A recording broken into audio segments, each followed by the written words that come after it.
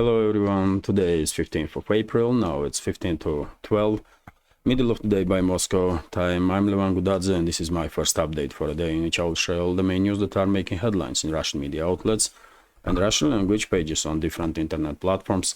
There are quite a number of important developments and news that I'd like to share with you for this moment, although before I start, let me notice that yesterday during the live stream on my YouTube channel, unfortunately some technical error occurred and I apologize for that.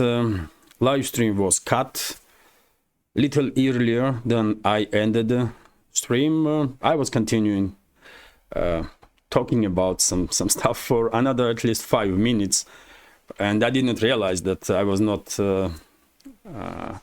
live stream was cut for that moment.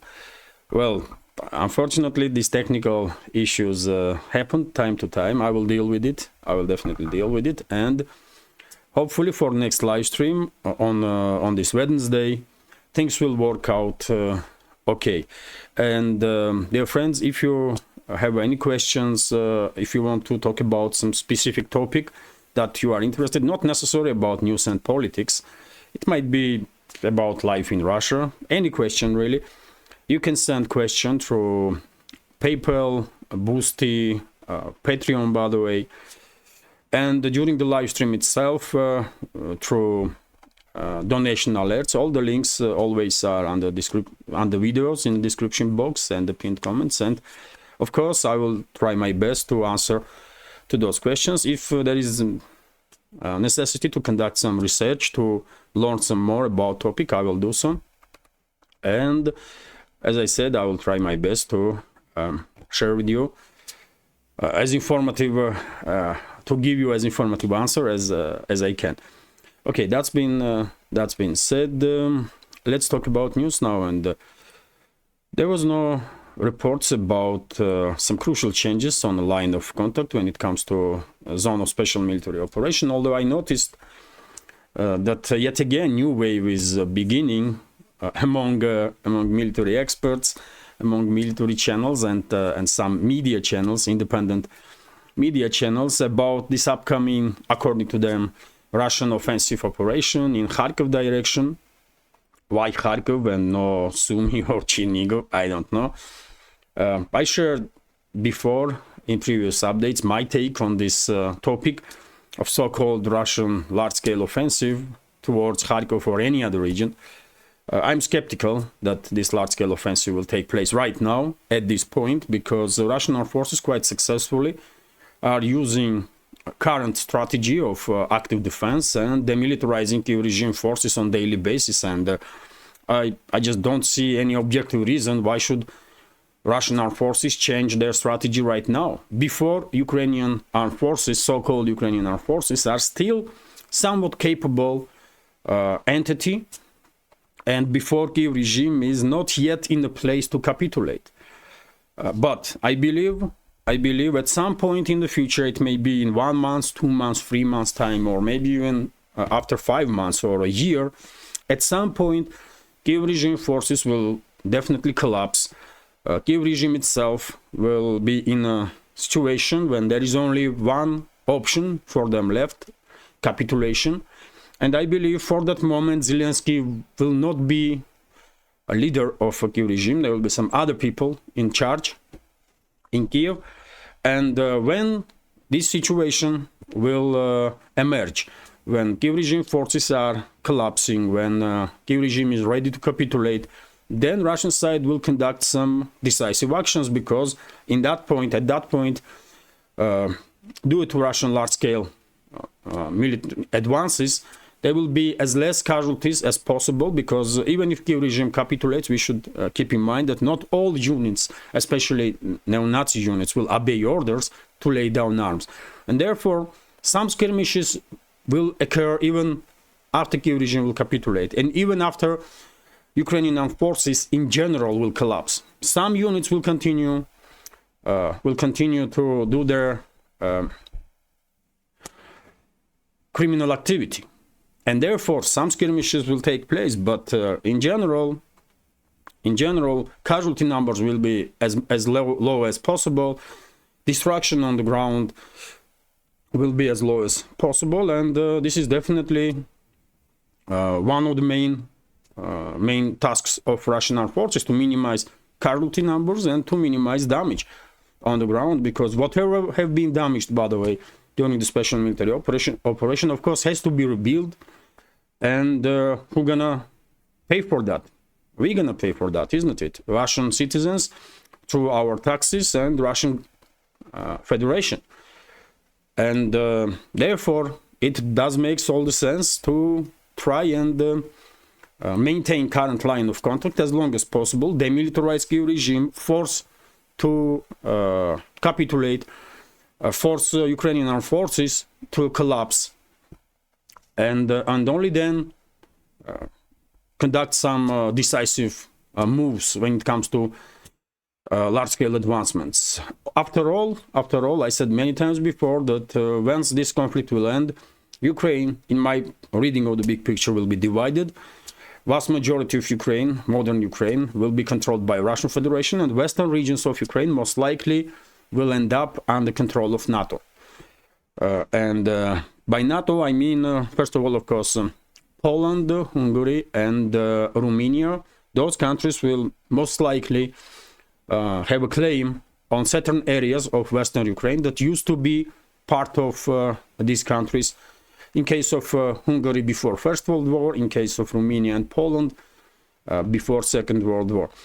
So I hope I explained my reading of the situation. I don't see any reason why would Russian armed forces conduct large-scale offensive operations right now. It does not make any sense to me personally. I can understand if there will be some operations to create a buffer zone on a borderline, and it does make sense. But to conduct large-scale offensives towards Kharkov and some other big cities, no, I don't see a reason why this would happen right now. When Kiev regime will capitulate or will be close to capitulate, when Ukrainian armed forces will be on the verge of collapse or even collapse or start collapsing, at that point, yes, but not now. It's just too early. And after all, as I said, this strategy of active defense or mobile defense that Russian armed forces using does quite effectively its main task, demilitarizes Kiev regime. So therefore, I mean, Moscow has no need to rush any developments, absolutely. And this is my answer, by the way, on this topic, because I see more and more channels are reporting about upcoming Russian summer offensive and that kind of stuff, when no one here in Russia, by the way, says anything about these offensives. So I'm wondering from where these informations are coming. I don't know, but who knows? I'm no military expert, by the way, and maybe I'm not seeing something, and other channels do. I don't know. In any case, I don't expect any large-scale Russian offensives yet. There may be some changes on the line of contact. For example, Chisov Yar will clearly become under full Russian control. It's only a matter of time, but this is a sectoral scale of operation. This is not large-scale operation. Seversk, most likely, Seversk and surrounding areas will become under Russian control in upcoming couple of months. I also expect that, but still, this is not a large-scale operation. This is a sectoral level operation, like Avdiivka operation was before, or Bakhmut operation. So when it comes to large-scale decisive actions, I don't expect that to happen right now, or in next couple of weeks or even months. Once Kiev regime will capitulate, or will be close on the edge of capitulation, once Ukrainian armed forces will collapse, or process of this chain reaction will begin of collapsing of Kiev regime forces, then yes, it makes sense to conduct decisive actions. But now, no. And well, that's been said, let's talk about some other news. And RIA Novosti is reporting that residents of Smolino district in Kurgan city have been asked to evacuate immediately because of the flooding. By the way, in far east of Russia, unfortunately in Siberia, unfortunately flooding is continues to destruct livelihoods of the people. Thousands of residents are evacuated from many areas, villages, cities, and well, emergency services are doing whatever they can to support locals to minimize damage that is done by flooding. But unfortunately, at least for I guess a couple of more days or maybe even weeks, these flood waters will continue to rise. These floodings happened year-on-year terms, but usually it's not as a bigger scale as it is this year. Maybe because in some areas dams failed. Also, of course, huge role played snow. Vast snow. This year was a very snowy year, and well, whatever the case, unfortunately, floods are continuing. Thousands of homes, more than 16,000 buildings are flooded in different regions of Russian Federation, and people are, as you can see here, flooding waters are rising in more and more areas, and for example, in Kurgan, in Smolino district, people have been asked to evacuate immediately. RIA Novosti, hopefully in next several days, flood waters will start decreasing.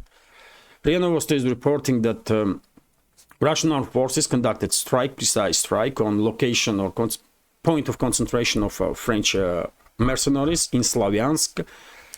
And according to this information that was shared with RIA Novosti by local partisans,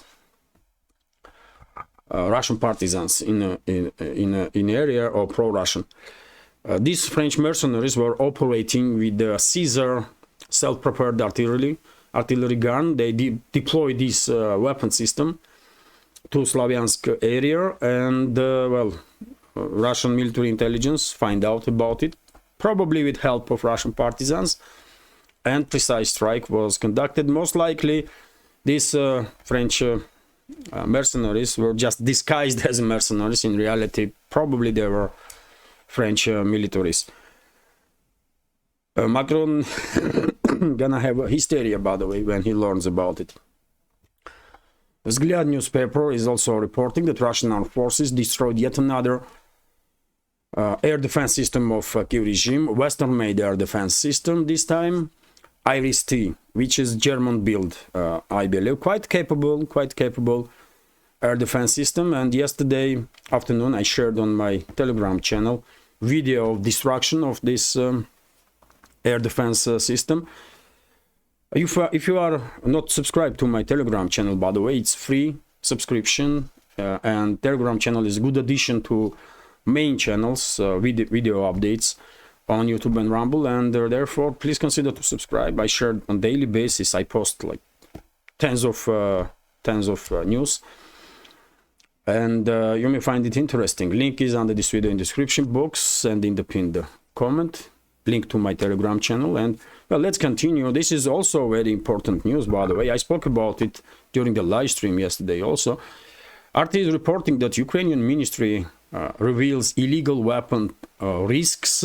So Ukrainians currently pose up to 5 million weapons that have been passed out to the population by the government. Interior Minister Igor Klimenko warned on Friday. The authorities have not been able to keep track all the arms, the minister explained, adding that a significant number of firearms are held illegally. And by the way, 5 million, when Interior Minister, high-ranking official of Kiev regime is saying that 5 million arms have been given to population, he's talking about not just pistols and rifles, assault rifles. He's talking about grenades, by the way, and some other weapons, and they are openly admitting that they are unable to track all these weapons.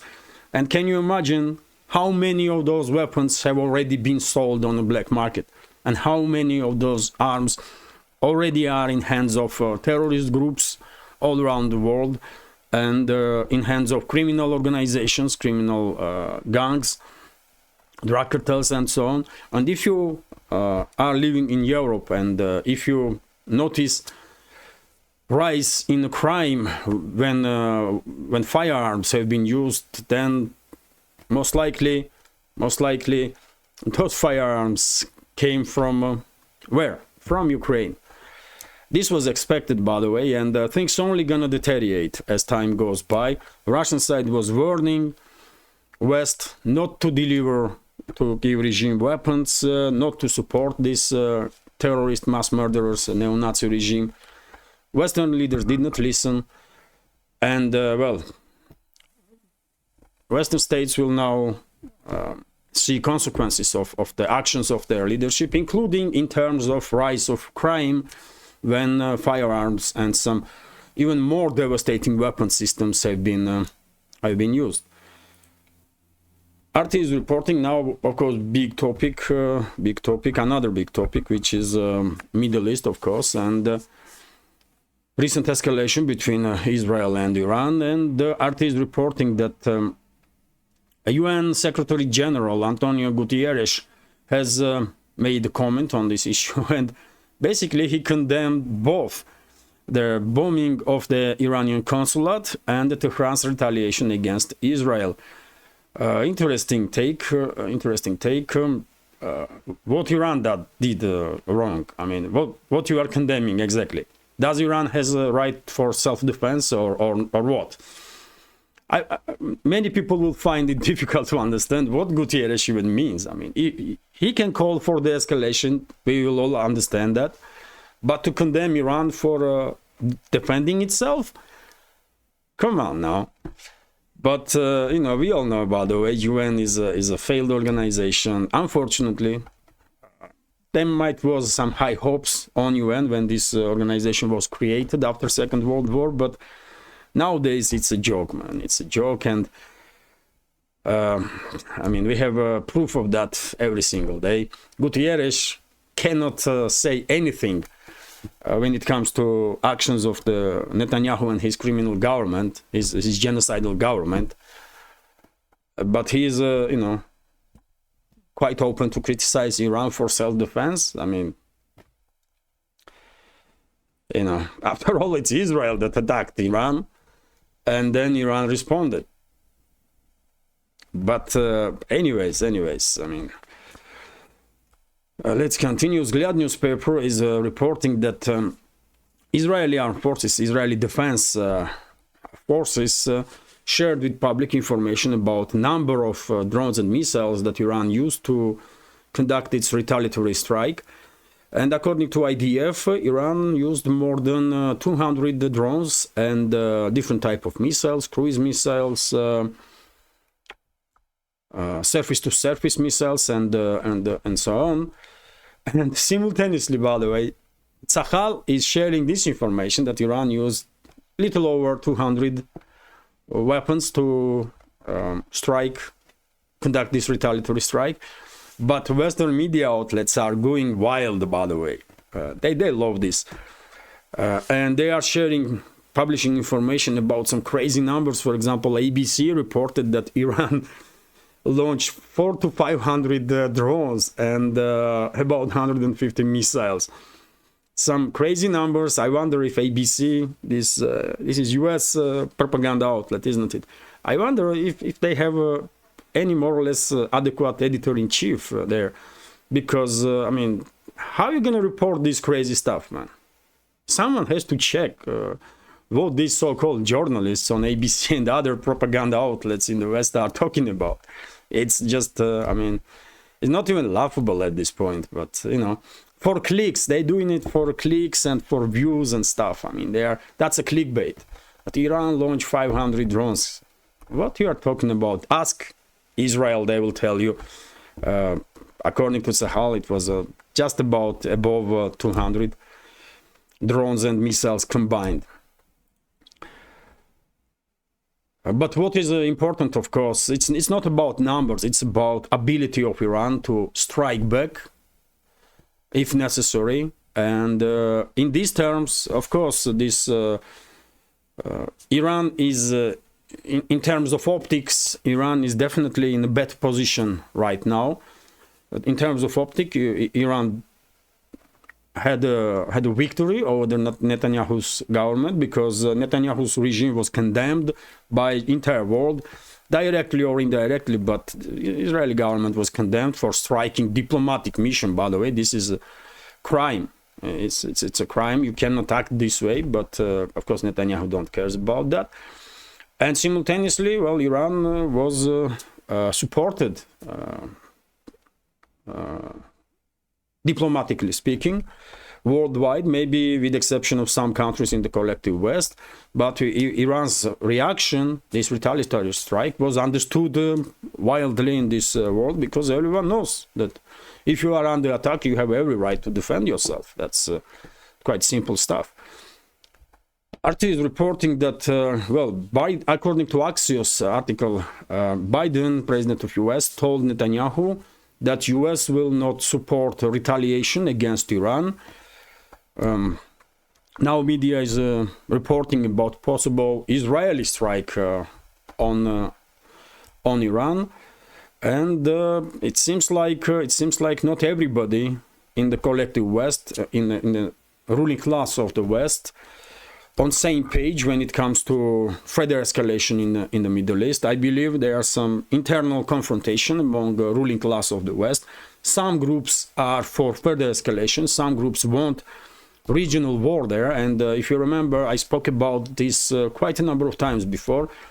I believe there is definitely a number of powerful groups in the Western elites that want to provoke regional conflict in the Middle East, and main goal for them is to cut, to distract shipping in the Gulf, Persian Gulf, and through Hormuz Strait, and by doing so cut China from Middle Eastern energy. That's a main goal for some groups in the collective West.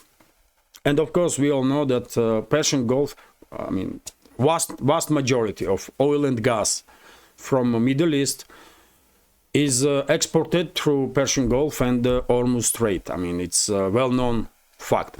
And main customer for a region when it comes to oil and gas is China. So certain groups in the collective West definitely wants to hurt China, and therefore they are willing to sacrifice entire Middle East and provoke regional war to achieve this destruction of the shipping in the Persian Gulf. But certainly we can say that there are the groups also in collective West, leadership of collective West, that not as keen on this idea to devastate entire region, to sacrifice entire region and provoke war there.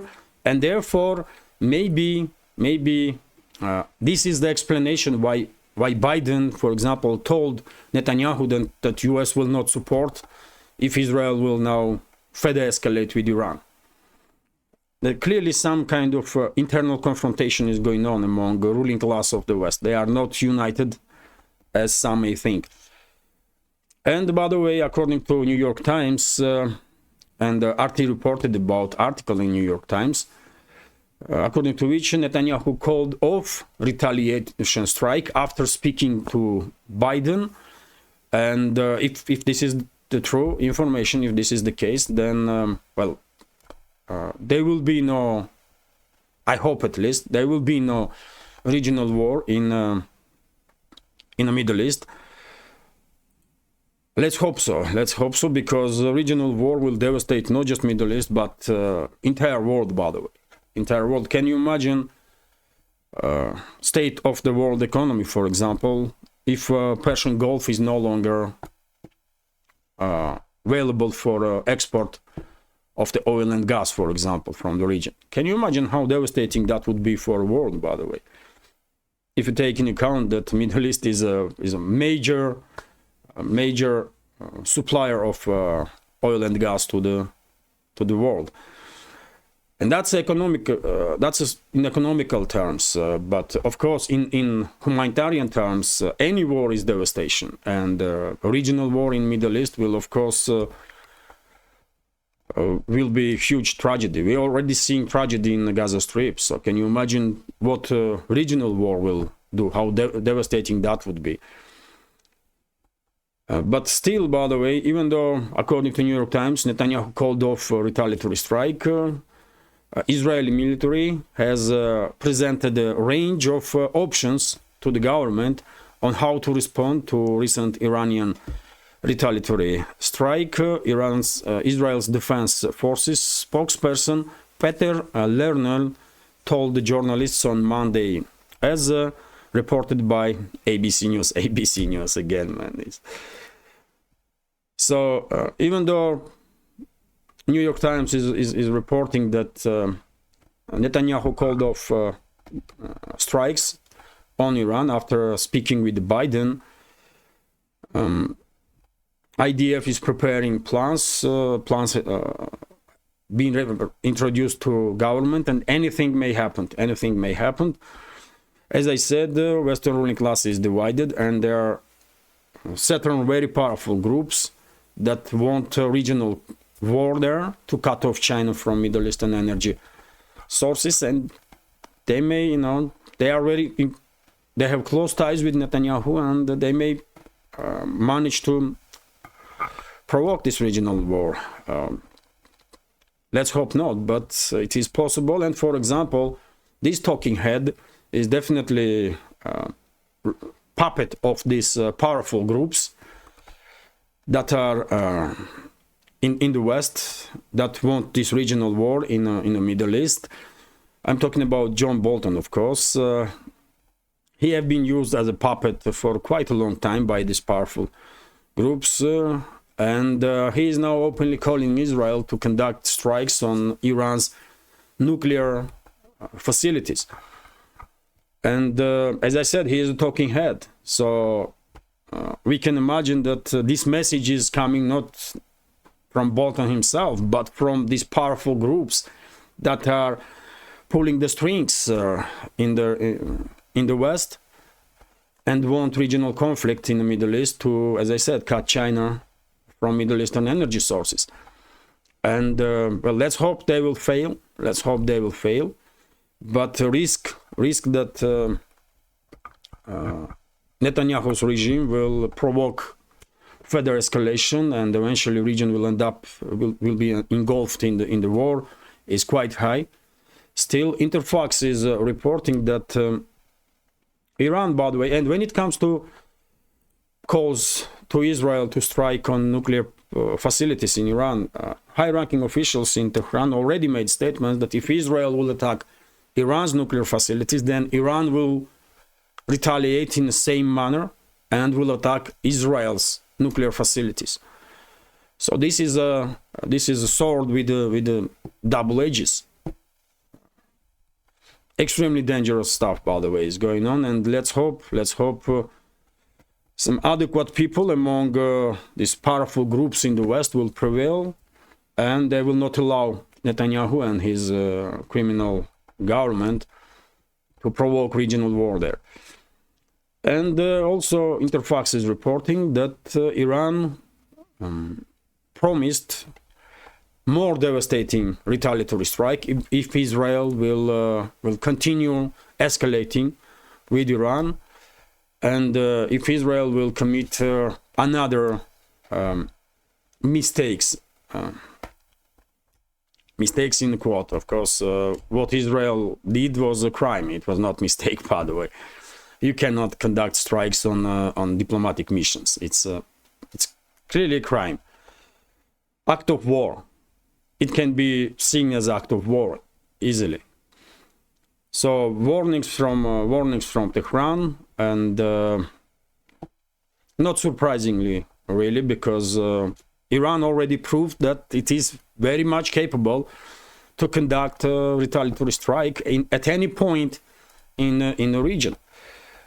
And the media is also reporting about some weapon systems that Iran used during this retaliatory strike, and among those weapon systems was hypersonic missiles, and media is reporting that Iran launched 7 hypersonic missiles during those strikes. Probably it was kind of test for this weapon system, and some sources are reporting that none of those hypersonic missiles have been intercepted, which is a big deal, of course.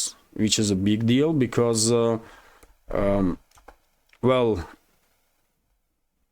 even if even Israel don't have a air defense system capable of dealing with hypersonic gliders or hypersonic missiles, then well, nobody has, with the exception of Russia. Russia has air defense systems, S-400, 500, that are well capable of dealing with the hypersonic weapons, but no other country. I was thinking that Israel might have such a air defense system, but well, according to these reports, from 7 hypersonic missiles, none was intercepted. So it's quite impressive. And by the way, when it comes to these strikes itself, of course, as I reported earlier, most likely Iran listened to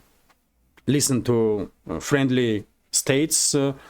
Moscow was in talk with Tehran. Beijing was in talk with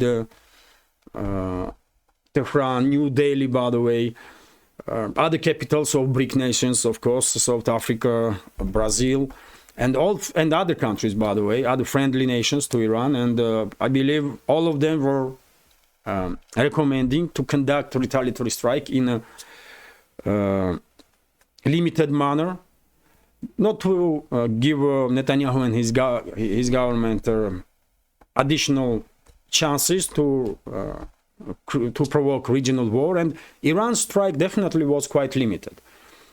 Iran's strike was quite limited. There are reports that through diplomatic means, through third parties, Iran provided US with information about areas that most likely would be targeted.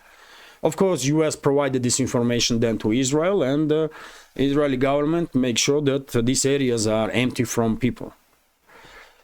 Iran had to retaliate, everyone understood that, but by conducting this diplomatic work, Iran demonstrated basically that it has no intention to further escalate with Israel or with anybody. Iran wants the escalation to happen. So very clever moves on part of Iran, by the way. I mean,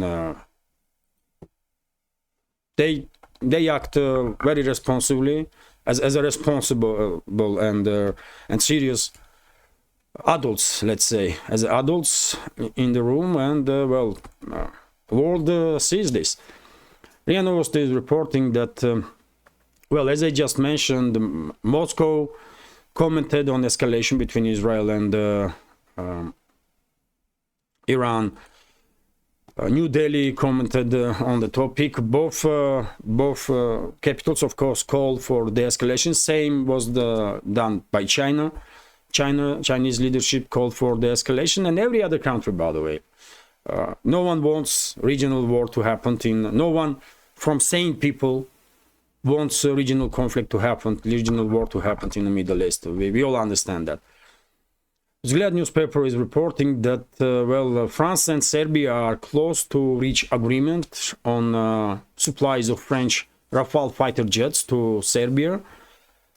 And, well, as I understand, France is planning to sell 12 Rafale fighter jets at this point, which will cost, I believe, about 3 billion euros for Serbia. But it's not necessarily about fighter jets and money in this particular case. The Rafale fighter jets are very capable fourth generation fighter jets. I don't think anybody can say any otherwise. Rafale is definitely a good fighter jet. But point is that if Serbia will at some point end up in a situation that it has to defend itself, then France, and if France is among enemies of Serbia, then they can easily demolish these planes, easily make from these planes just expensive toys, because they can disable PO on these planes from distance. They can disable avionics of these planes. fire control system. They can do whatever they want, and Serbia would not be able to use these planes. That's a big issue here. That's a big issue, that France will have control over these planes always. And it's not just the planes, by the way. It goes in every modern system where PO is used. For example, you think why Greece some time ago, and then Turkey brought Russian air defense systems, S-300 and then S-400. The reason is that Western-made air defense systems, for example, can be disabled by Western ruling elites. All they need is to give order to its militaries, and PO programs on those weapon systems will be disabled. They don't work. While same cannot be done by leadership of the West with Russian air defense systems. Moscow can turn off those systems. Of course, Moscow can, but at least NATO would not be able to do the same. That's a reason. That's a reason why Greece at some point, and then Turkey brought Russian air defense systems, because both countries are in extremely difficult situation. We all know that, in extremely difficult relationships, Turkey and Greece, and historically speaking, I mean, for a long time. Just in last century, in 20th century, they had a military confrontation a couple of times. So it's a long story. So I think Serbia will end up in quite similar situation. If they brought Russian fighter jets, then that's a whole different story. They will be able to use those planes whenever they want. Russia will never act unfriendly towards Serbia, but France is a whole different story, by the way. That's a big issue that I have with this development. Otherwise, I wish all the best to Serbia, and whatever makes Serbia stronger, I can only applaud to that. And let's continue now. TASS News Agency is reporting that Russia is considering now to move negotiation process from Switzerland to some other countries. Negotiation process about situation in the Southern Caucasus region. On regular basis, there was talks in Switzerland about peace processes in the Southern Caucasus, which is a very difficult region, let's say it this way.